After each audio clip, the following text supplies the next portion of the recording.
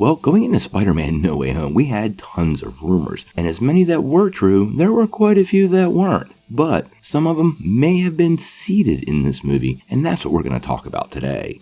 There was quite a bit of chatter about the possibility of Ned Leeds becoming the Hobgoblin in this movie, and the movie took us in a completely different direction that appeared to throw lots of people off, but personally, I think we're still on that same path, so I thought we could take a couple minutes to talk about it. Is Ned Leeds about to become the Hobgoblin? Now, before we dive in though, make sure you hit that like and subscribe button and ring the bell for all the updates.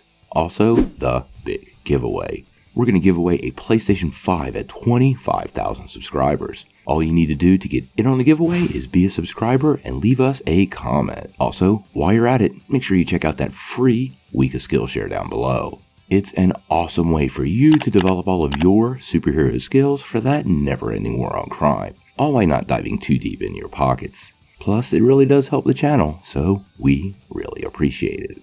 Now, like we were saying, when we were going into Spider-Man No Way Home, many people had theorized that we might actually see Ned Leeds evolve into a character known as the Hobgoblin. Now, if you're a fan of him in the comics, he's actually been around quite a long time. He made his first appearance way back in 1983 in Amazing Spider-Man number 238, and the title has been held by a lot of people, one of them being Ned Leeds. Now, the big thing we found out in this movie about Ned took us in a different direction, because we actually got to see that he has somewhat of an innate magical ability. He tried to point this out to Doctor Strange, and he was having none of it. But by the end of the movie, it became pretty clear that Ned has something magical going on, and he was able to make use of that sling ring way faster than Stephen Strange. As of right now, it's pretty unclear to me where they're going with Ned, and I found it interesting that they gave him this sort of magical subtext. Now, in the comics, the Hobgoblin comes about his powers in multiple different ways based on the version of the character. Ned Leeds originally is a Daily Bugle colleague of Peter Parker and his rival for the affections of Betty Brant, who in the comics he actually marries later on. He's eventually brainwashed and forced into the act as the Hobgoblin, and while he doesn't possess the character's unusual superhuman strength or healing factor, he does make use of some equipment that was formerly the Green Goblin's, specifically the glider and then some of the pumpkin bombs. Now, we do know Willem Dafoe left behind a little bit of this equipment, but this story doesn't align well with our current version of Ned Leeds. But there is a different path here Marvel could be going, and as we saw, the MCU version of these characters are quite different than other versions in the multiverse. Now, in the comics, there was a short period of time that another, we'll call it creature, took up the mantle of the Hobgoblin, and that was Demogoblin. Now, this happened during the Inferno Crisis, which took place back in 1989. That version of the Hobgoblin, Jason Philip Massendale Jr., he actually made a deal with a demonic lord known as, and I'll try to pronounce this right, Nostirth.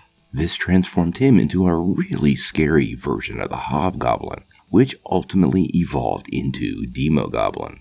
And I actually think Marvel Studios might be doing this in the future as a hybrid version of the character. Now, when we left off Ned, he totally forgot about Peter Parker. But I don't think Ned forgot about his family's magical history. We do know there was a couple of one-line jokes about Peter's other friends that fell victim to, well, goblinhood. And I don't think we've seen the last of Ned Leeds. If Ned inadvertently became possessed by Demogoblin, we would probably see a hybrid of the character on screen, and I actually think that would work really well. Now, this character does have some interesting power, and most of it comes from magic. Superhuman strength, speed, and stamina, durability. He also has some pretty nasty claws and fangs, and the ability to manipulate magic. In the comics, he actually uses these energies to create equipment similar to that used by the Green Goblin and the Hobgoblin, and has a pretty cool looking skeletal version of the glider composed of brimstone and hellfire, which would look awesome on screen. Now, obviously, this is just a theory for right now, but the MCU does like hybrid characters, and Ned Leeds going on this magical detour does seem to indicate to me that we haven't seen the last of the character. That would be odd to see it now, and since he doesn't remember who Peter is, some tragedy befalling him that Peter can't protect him from, ultimately leading to him being one of Spider-Man's greatest villains, would make for some awesome big screen antics.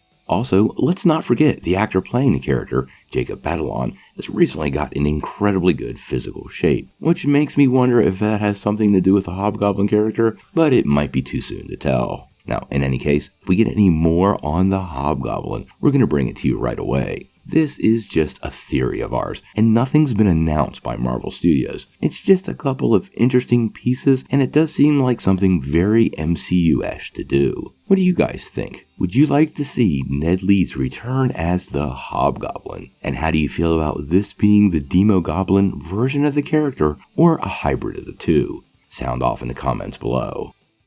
If you like this video, make sure you press like, click subscribe, and if you don't ring that bell, you're not going to get any updates. Peace.